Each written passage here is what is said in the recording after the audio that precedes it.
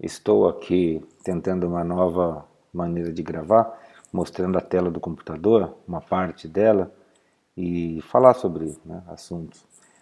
Ontem eu assisti um vídeo sobre pé grande, sobre uma criatura que foi encontrada do meio do século XIX em diante, que eu esqueci o nome que eles deram, era uma fêmea peluda de 2 metros de altura, diziam assim, enorme, muito maior que um ser humano, muito forte, foi enjaulada e viveu acho que até 1870, alguma coisa, enfim, passando de uma mão para outra, e eles achavam que aquilo era um pé grande, né? Era uma criatura assustadora, enorme e tal. Ela teve alguns filhos. Os primeiros filhos parece que ela tentou, ela lavaram no rio, que era muito gelado, e morreram os 2 filhos. Aí os outros 2 que ela teve, eles tiraram quando ela teve o filho, tiraram dela, e aí sobreviveram e geraram descendentes. E ela foi encontrada nessa região aqui, que chama Abkhazia, que é um estado parcialmente reconhecido, que fica fica acima da Geórgia, se eu não me engano, no Cáucaso aqui, nas montanhas. Deixa eu puxar aqui, diminuir, deixa eu ver se aparece o nome Geórgia, né? Aqui, Geórgia. Então tem a Geórgia aqui, a Abkhazia, e aqui ao redor é o Mar Negro, né? O Black Sea. Tem todo o conflito que está acontecendo atualmente aqui na... Cadê? Quer ver? Ucrânia, toda essa região aqui, que eu sou bem leigo nisso, mas interessante como eles estão todos aqui conectados, né? Pelo Black Sea, né? Ucrânia, Romênia, Bulgária, que tem essa questão da música, né? Da exceção búlgara, que se fala que a música em tom menor lá na Bulgária não é, para a maioria da população, percebida como uma música triste, ou melancólica, ou com um tom, né, de melancolia, que para a gente tem na música no tom menor, né? Para música búlgara, não. E a razão disso é que a maioria das músicas lá é feita em tom menor. Então não tem necessariamente isso. Talvez outros estados aqui também tenham, né? Porque existe uma certa melancolia nessa região, né? Pelo menos quando eu estive próximo, que tive assim, aonde que eu estive, aqui da Áustria para a Hungria, Eslováquia, eu tive mais ou menos por aqui, Budapeste e tal, aquela região, eu senti isso, pelo menos isso foi na virada do século, né, de 20 para 21, assim, senti assim uma melancolia maior nas pessoas e também uma coisa mais ríspida, né? Não sei se isso pode ter mudado.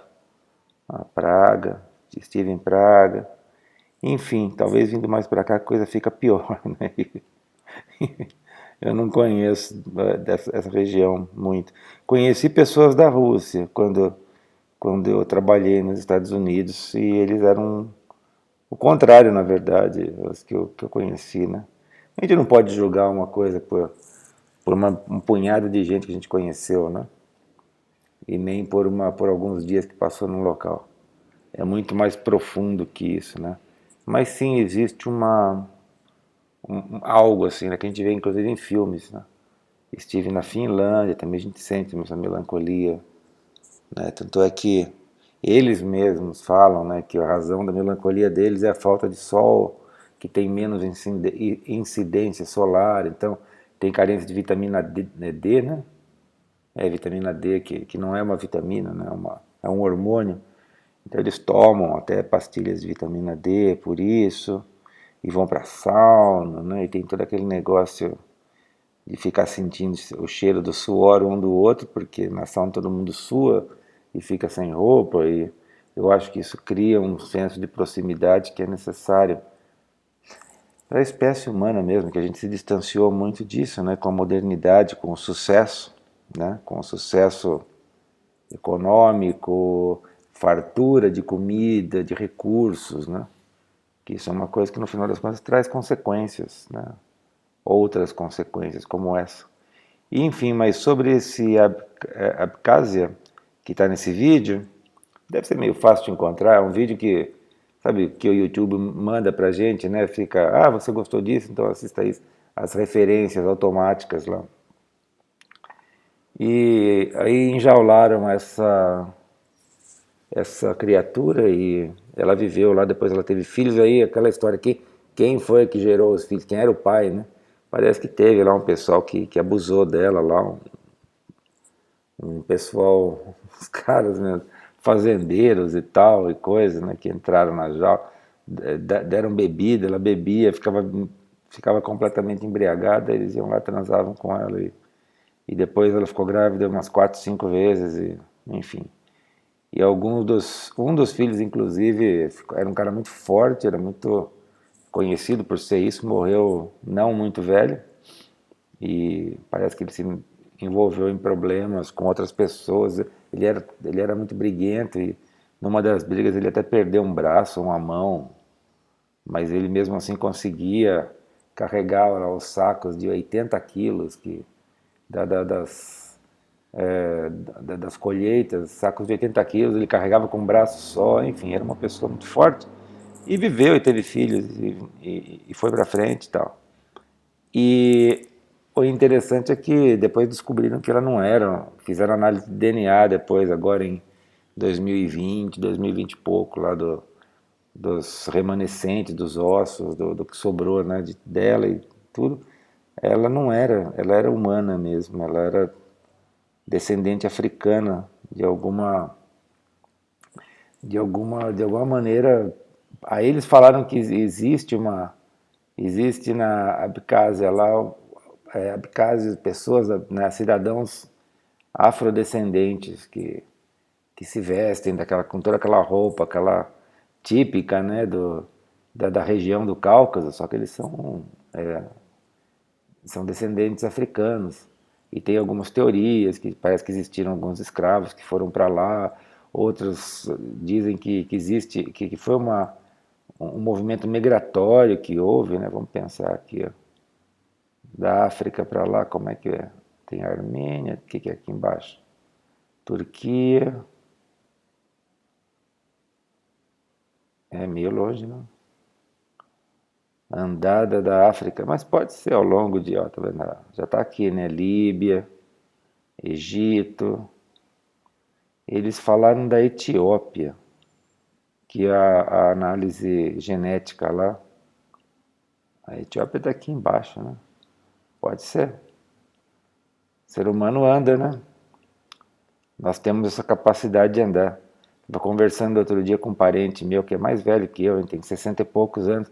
Ele fez aí mais do que uma vez aquele caminho da fé que vai de Águas da Prata até, até a igreja de Nossa Senhora da Aparecida, que são 300 quilômetros andando. E ele fez isso em 5 dias, ou seja, andando 60 quilômetros por dia, uma pessoa com mais de 60 anos de idade. Sensacional, né? Então, ou seja, o ser humano realmente é por isso que povoou todas as regiões desse planeta, né? Eu acho que não tem um local que não tenha gente, né? E eu não falo isso eu falo isso com melancolia búlgara, romena, de Abkhazia, da Geórgia, enfim, da Ucrânia. O que é interessante disso é que parece que essa pessoa, né, que era uma descendente africana, ela tinha algum tipo de gigantismo, de algum tipo de problema assim cognitivo, aquela tricomia que eu acho que chama, né, que existem muitas pessoas de várias etnias que tem é genético isso, que a pessoa produz pelo, assim, né, mas a pessoa fica que nem um animal mesmo, que nem um lobisomem, né, ou que nem um bicho assim, cheio de pelos pelo corpo inteiro, no rosto inclusive, nasce pelo até no nariz, né, que fecha completamente, né? E parece que ela tinha isso, né? Então ela foi confundida sempre, né, confundida com um animal e colocada nessa jaula. E por isso que quando ela foi abusada aí por essas pessoas aí, ela gerou filhos, né, descendentes férteis, né?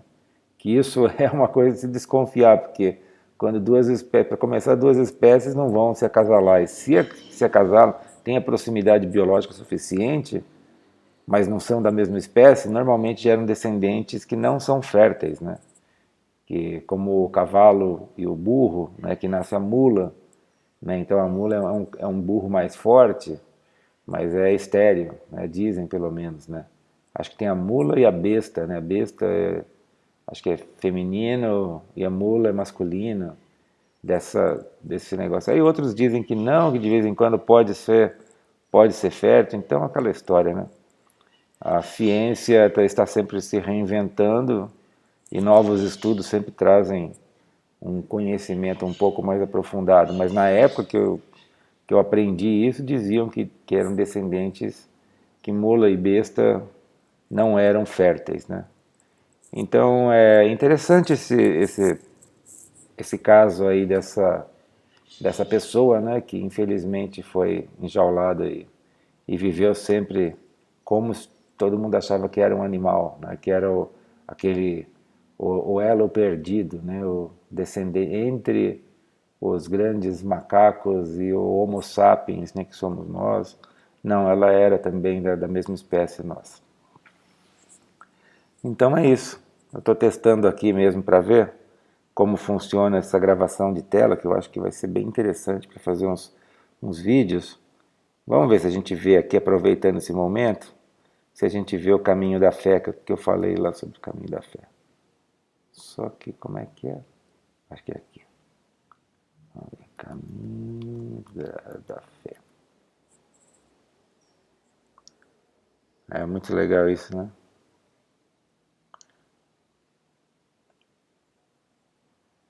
Aqui é a Aparecida do Norte, que é uma igreja monstro, né? Que fica nessa região aqui de Aparecida do Norte. E vamos ver lá mais perto, assim. É a Basílica, né? A Basílica da Igreja. Uma coisa interessante que eu estive lá muitos anos atrás é que tem uns locais lá que formam um eco tão interessante, especialmente quando a Basílica está vazia. E são uns locais assim que você vai andando pela Basílica, quando você pisa nele, aí começa a refletir o passo para cima e para baixo, para cima e para baixo, em vários estalos, assim, né? Porque é muito alto o teto e é tudo muito rígido, né? De, de- da parede, assim, de um material bem sólido, né? Então facilita, não tem assim nada macio nas paredes, no teto, né? Ou no piso, né? Que o piso fosse de madeira, não, o piso é de concreto, as paredes são todas de cimento, cimento daquele queimado, né? Que eu particularmente gosto de cimento queimado. Mas enfim, e aí formam uns efeitos acústicos bem interessantes. E aí onde é que está? Então, Caminho da Fé. Só que ele só mostra o final do Caminho da Fé.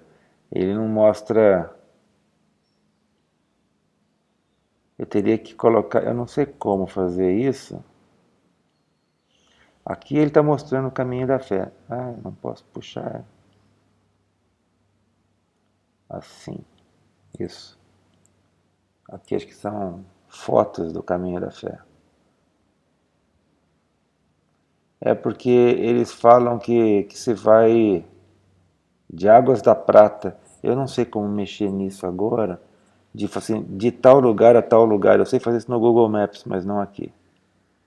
Mas de qualquer maneira, vou tirar um pouquinho, colocar um pouco mais para fora aqui.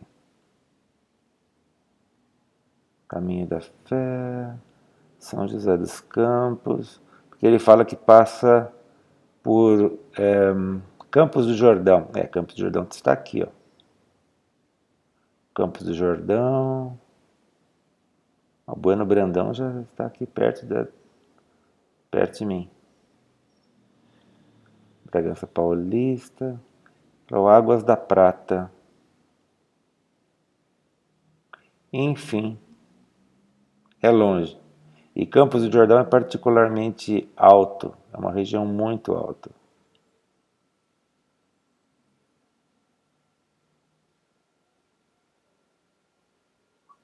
Resolveu virar sozinho aqui.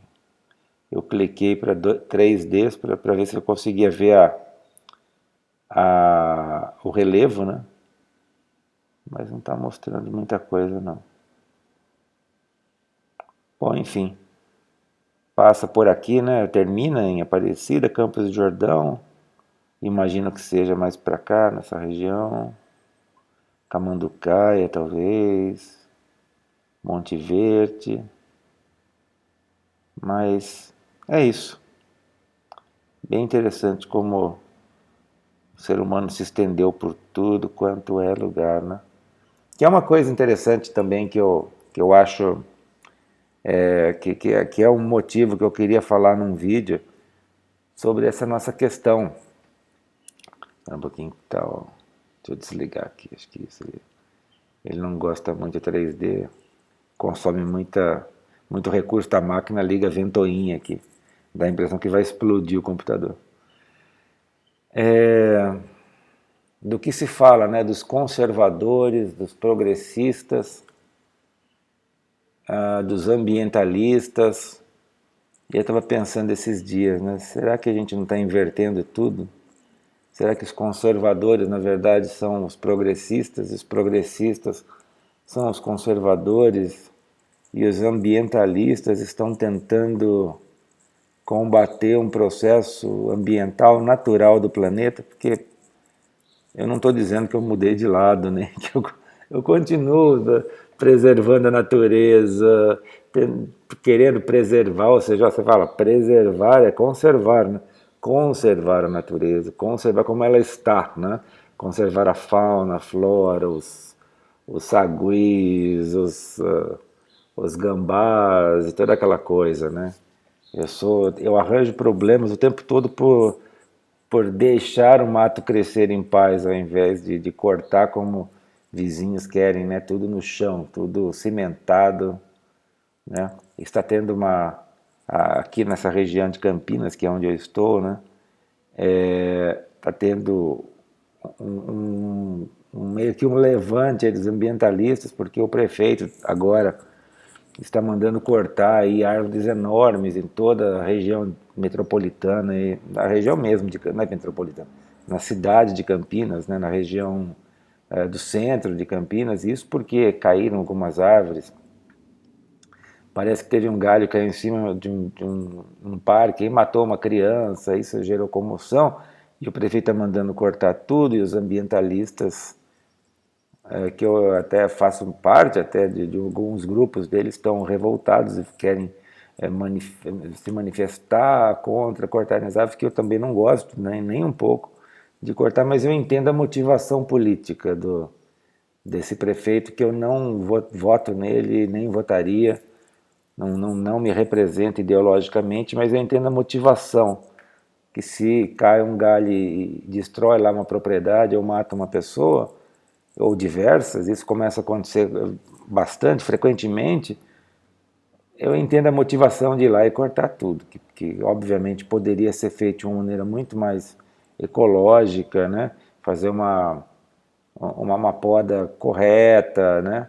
Tirando os galhos que são mais problemáticos, mas isso também implica mais gasto e manutenção da árvore, que eles chamam, que tem que ter uma equipe que vai lá e cortar, já resolve o problema, né? Como diz, cortar o mal pela raiz, né? E eu estava pensando nisso esses dias, né? Nós, o ser humano, o Homo sapiens, né? Seja ele no Kaiser que a gente estava lá agora, ou aqui no Caminho da Fé, em todo o planeta, né? A gente não veio aqui de outro planeta, até onde a gente sabe, né? Nós fomos gerados por um processo natural, né? A natureza criou esse animal. Olha que interessante o Brasil de ponta cabeça. Fica interessante pensar que isso está completamente correto, né? Assim também, né?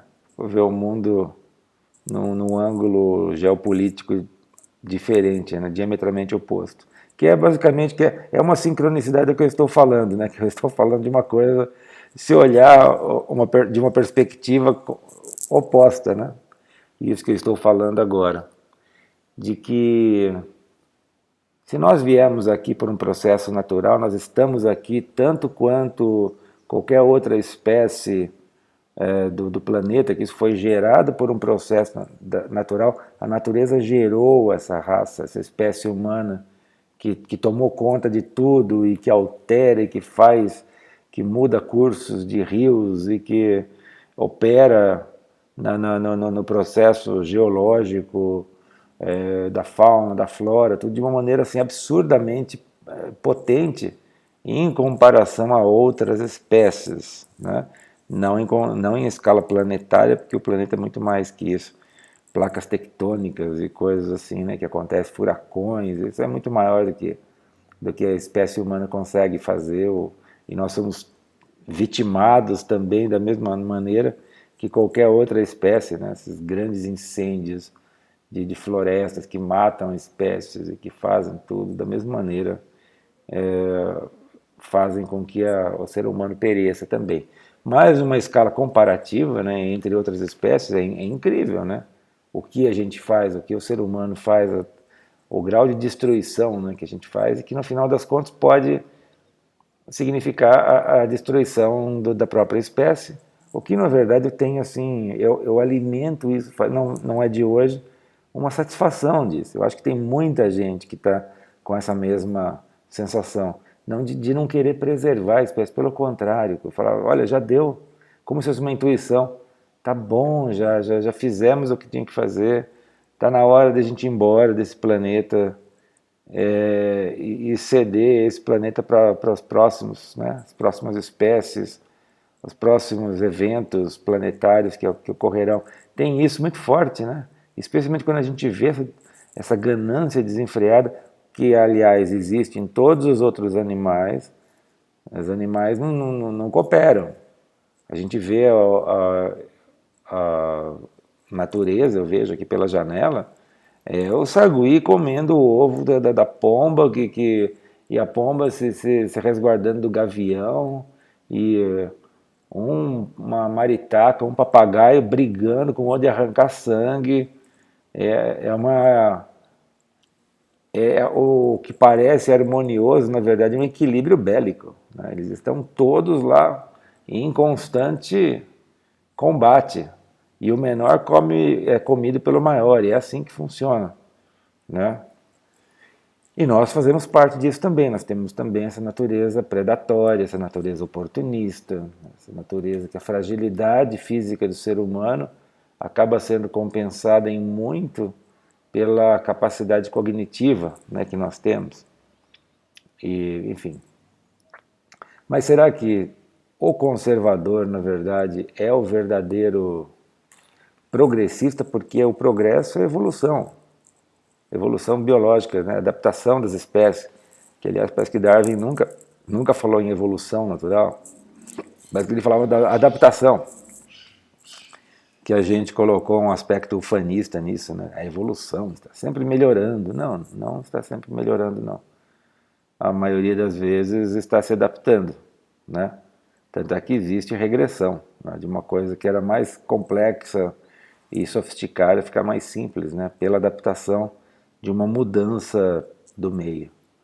Então, o meu ponto é: será que o conservador, no final das contas, não é aquele que se diz hoje em dia progressista, que quer conservar as coisas como elas são, né? As regras de trabalho, que tem que ter CLT, que tem que ter que tem que ter segurança, que o empresário tem que pagar por todo o negócio, lá os seguros, os benefícios trabalhistas e tal, e acabar com esse comércio, com esse trabalho informal. Isso tudo é a proposta progressista. Mas, na verdade, ela quer conservar, né, as coisas como elas estão. conservar os benefícios de cidadania, como saúde grátis, educação de qualidade gratuita, e tudo isso eu adoro, eu quero que continue assim, mas aí então eu tenho que me colocar como um conservador do processo. Eu quero aquilo que já existia desde do começo aí do século XX. Eu quero que isso continue, que seja mantido, e que melhore, mas isso não é ser progressista. Ser progressista é ser a favor dos desígnios evolutivos, adaptativos do planeta, né, da natureza.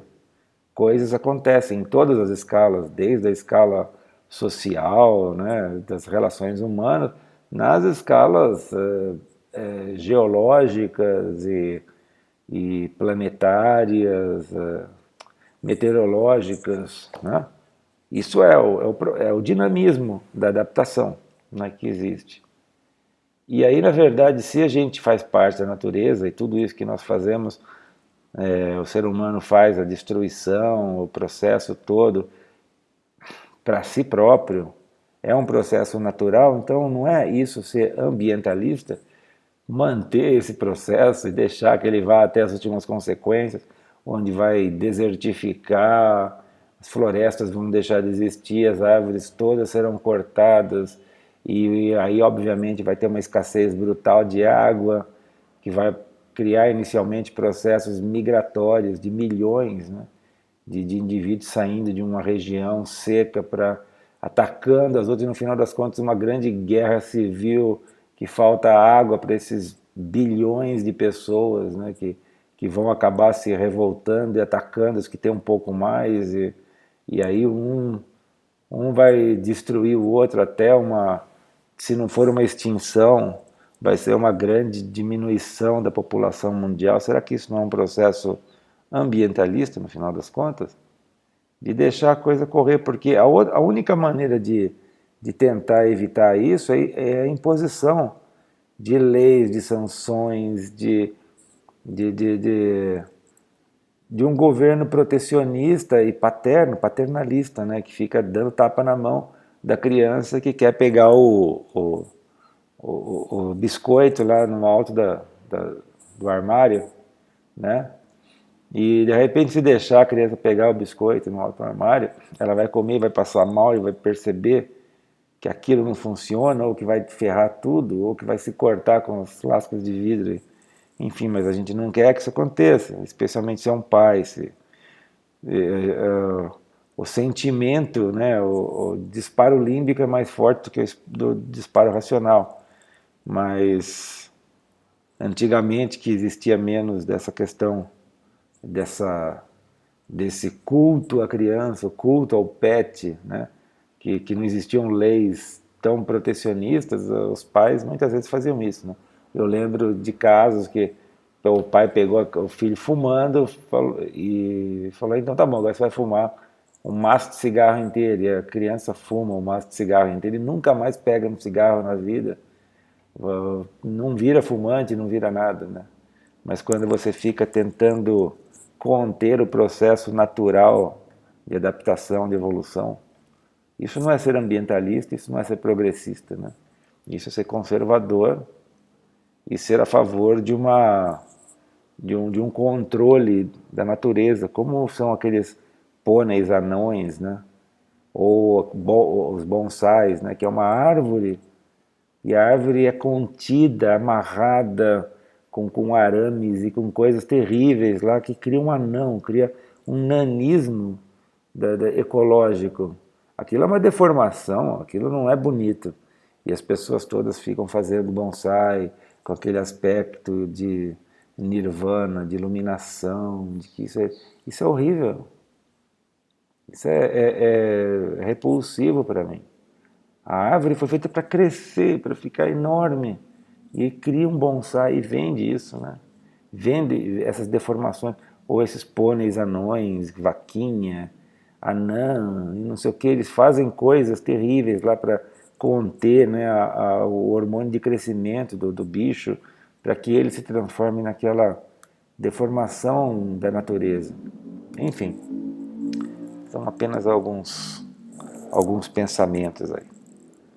O importante é que a gente siga no caminho da fé, que a gente tenha fé, que a fé não é uma coisa passiva, pelo contrário, ela é proativa, né? Fé é a intenção de que as coisas caminhem da maneira que tem que ser e que nós somos apenas uma parte de todo esse processo da natureza, apesar de significativa, né?